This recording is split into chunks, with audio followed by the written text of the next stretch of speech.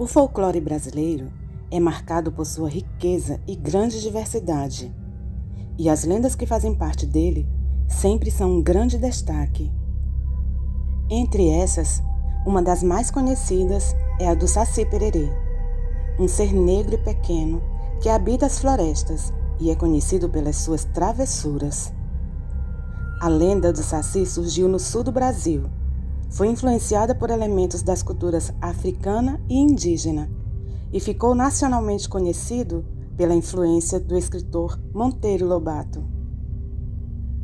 Eu sou Elizabeth Lima e este é o canal É de Arrepiar.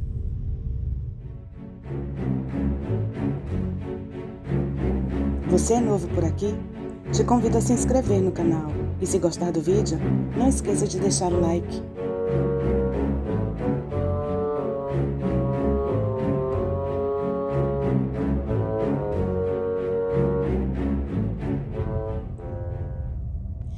O Saci-Pererê é um ser mítico que habita as florestas e tem como grande característica o fato de ser travesso e pregar peças nas pessoas. Ele é um ser pequeno, com cerca de meio metro de altura. Embora existam versões da lenda que falam que ele pode chegar a ter 3 metros de altura, se quiser. Algumas versões da lenda apresentam-no com olhos vermelhos, enquanto outras não trazem essa característica. Segundo a descrição, na lenda Saci é negro e possui apenas uma perna, com a qual se locomove rapidamente. É conhecido também por não possuir cabelos e nem pelos corporais. Usa um gorro vermelho na cabeça e pratica o hábito do fumo pelo cachimbo. Como mencionamos, a imagem clássica do Saci mostra-o como um ser mítico e travesso que realiza brincadeiras e, por isso, muitas menções do passado referem-se a ele como endiabrado. Por ser agitado, Saci costumeiramente está realizando travessuras por onde passa. Importante mencionar que dentro da lenda não existe apenas um Saci, podendo existir vários realizando suas travessuras ao mesmo tempo. Uma das práticas mais comuns realizada pelo Saci é o ato de incomodar os cavalos, sobretudo durante a noite. Conta-se que o Saci costuma sugar o sangue dos cavalos, além de amedrontá-los durante a noite. Então, sempre que os cavalos estiverem agitados à noite, provavelmente um Saci poderá estar por lá. Um sinal de que, de fato, um Saci tenha feito as suas travessuras com os cavalos são os nós e as tranças que podem ser encontrados em suas crinas. Ele é uma entidade brincalhona, não muito amistosa, que para fazer suas brincadeiras pode ser até capaz de matar. Por isso, muito cuidado com ele, e é melhor não irritá-lo. Saci também costuma incomodar os viajantes que encontra pela estrada. Ele assovia um som bem estridente que atormenta-os e deixa-os incomodados por não saberem de onde e de quem vem tal som. Além disso, costuma derrubar os chapéus usados pelos viajantes, danificar o freio das carroças, esconde objetos como os dedais das costureiras, troca o sal pelo açúcar, distrai as cozinheiras para que elas queimem as comidas, entre outras travessuras. O Saci também invade as casas para fazer suas brincadeiras. Ele pode queimar as comidas que estão sendo feitas, ou azedá-las se já estiverem prontas. Além de desaparecer com objetos, apagar a luz das lamparinas, entre outras travessuras. O redemoinho já foi visto por muitos como obra do Saci para levantar a folhagem e espalhar sujeira. Durante esse fenômeno, a lenda conta que é possível capturar o Saci. Para isso, basta lançar um certo tipo de peneira no meio do redemoinho. Aquele que captura o Saci deve retirar o gorro de sua cabeça para que ele perca seus poderes sobrenaturais. O último ato é aprisioná-lo em uma garrafa com uma cruz desenhada nela. O objetivo dessa é impedir sua fuga. Conta-se que o Saci vive por 77 anos, sendo que depois desse período ele pode transformar-se em um cogumelo venenoso, ou naqueles cogumelos que são encontrados nos troncos das árvores, os chamados orelhas de pau. O estudo das origens das lendas do folclore brasileiro é alvo do interesse de diversos folcloristas. No caso do Saci, esses estudos apontam que sua lenda remonta no final do século XVIII ou começo do século XIX. Isso porque não existem relatos sobre Saci nos primeiros séculos do período colonial do Brasil, como existem de outras lendas, como a do Curupira, que é mencionada em um relato de 1560. Acredita-se que o Saci nasceu do broto de bambu, permanecendo ali até os 7 anos, e após esse período vive mais 77, praticando suas travessuras entre os humanos e os animais. Por fim, ao morrer, o Saci torna-se um cogumelo venenoso. O termo Saci vem do termo tupi saci, que está relacionado a um pássaro que é conhecido pelos nomes Saci, Matim-pererê ou Matim-pererê. Em tupi, Matim-tapere. Inicialmente, Saci era retratado como um personagem negro e endiabrado que possuía 2 pernas e um rabo. A partir da influência africana, ele perde a perna lutando capoeira e adquire o hábito de fumar um pito, ou seja, um cachimbo. O gorro vermelho do Saci-pererê, por sua vez, advém do folclore do norte de Portugal. Era utilizado pelo lendário Trasgo, que possuía poderes sobrenaturais. A lenda é contada em todas as regiões brasileiras e, por isso, a história modifica-se conforme o local. Em alguns lugares ele possui nomes diferentes, como Saci-sererê, Matim-pererê, Matita-perê, Saci-sassurá e Saci-trique. Boa noite. Bruxa é o nome dado a uma mulher que supostamente teria pacto ou poderes demoníacos. Uma feiticeira que pratica a magia negra e a bruxaria. A imagem da bruxa, infelizmente, ainda é vinculada com a magia negra e o mal, como se seu principal objetivo fosse apenas derrotar seus inimigos, maltratar criancinhas e torturar pessoas por puro prazer.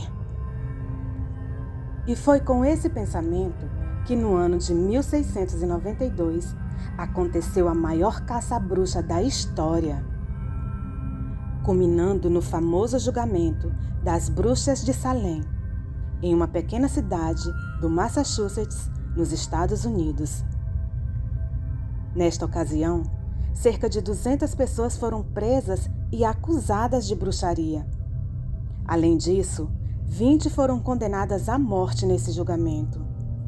Naquela cidade, o que ocorresse fora do comum era logo relacionado à bruxaria, ou obra do diabo. Desde uma doença não conhecida que acometesse alguém da vila, ou até mesmo se uma mulher fosse conhecedora de ervas medicinais, logo seria suspeita de ser bruxa. Mas o que realmente desencadeou esse pensamento sobre bruxas estarem vivendo no meio dos moradores daquela vila? Bem, em fevereiro de 1692, a filha de 9 anos do reverendo de Salem, Samuel Pérez, ficou doente. Essa menina se contorcia de dor, gritava e alegava estar sendo picada por insetos. Depois, o mesmo aconteceu à sua sobrinha Abigail. Casos sinistros como esse aconteceram em outras regiões ali perto. Outras meninas passaram a sofrer do mesmo mal. Durante a noite, as meninas se acordavam e gritavam, arremessavam objetos, faziam sons bizarros e, assim, um médico foi chamado para analisar a situação.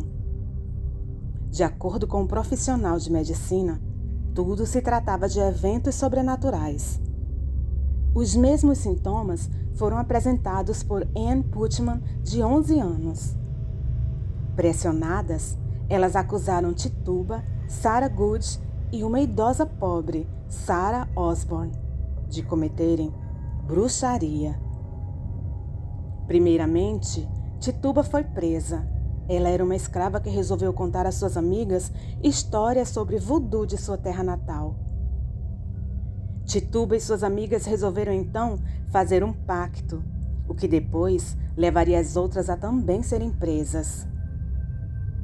Inicialmente, Tituba negou ser uma bruxa, mas depois confessou que havia conversado com o diabo e citou que eram utilizados cães pretos, porcos, ratos e gatos nos rituais.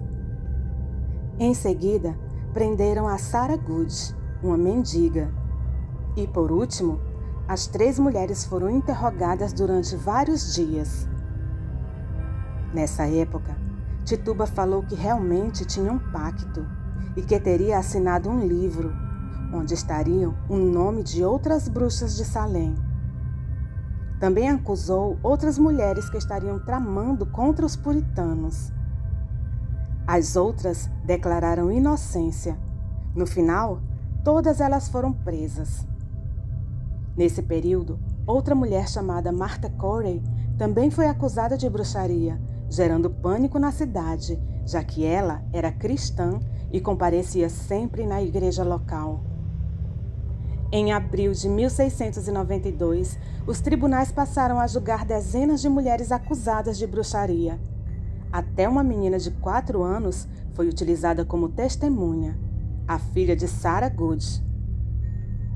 No dia 27 de maio, foi criado um tribunal para julgar somente esses casos, sendo que o primeiro deles foi Bridget Bishop, considerada culpada e enforcada. Esse julgamento levou a uma paranoia coletiva em toda a população. Consequentemente, muitas acusações começaram a aparecer e muitas mulheres foram presas. Além disso, um ministro da igreja também chegou a ser enforcado, por ser acusado de ser um dos líderes das bruxas. E a caça continuou. Por toda a cidade haviam pessoas de olho em quem poderia ter a mínima chance de se enquadrar como serva ou servo do mal. A caça acabou quando o governador William Philip atendeu a um pedido do presidente da Universidade de Harvard, que denunciou o uso de evidências especulativas, ou seja, testemunhos sobre sonhos e visões. É melhor que 10 bruxas escapem do que uma pessoa inocente seja condenada, escreveu ele. Consequentemente, o fim do julgamento foi em 29 de outubro. Após o fim do julgamento, muitas pessoas admitiram o erro do que havia acontecido. Em 1702, os julgamentos foram considerados ilegais. E 9 anos depois, a colônia determinou que os nomes dos condenados fossem limpos. Além disso, foi oferecida uma recompensa financeira para os envolvidos. Hoje em dia, o caso das bruxas de Salem é considerado um exemplo de histeria coletiva. Além disso, também existem teses que atribuem os sintomas esquisitos das crianças a um tipo de fungo que pode ser encontrado no pão e que provoca espasmos musculares, vômitos e alucinações. Os mais crentes acreditam ainda que as práticas do século XVII realmente eram bruxarias e que hoje o governo tenta acobertar a situação. E você, o que acha?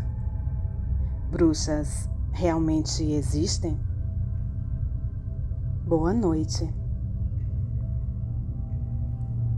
Se você gostou desse vídeo, não esqueça de deixar o like. Se quiser nos enviar a sugestão de uma lenda para falarmos aqui, pode colocar nos comentários desse vídeo.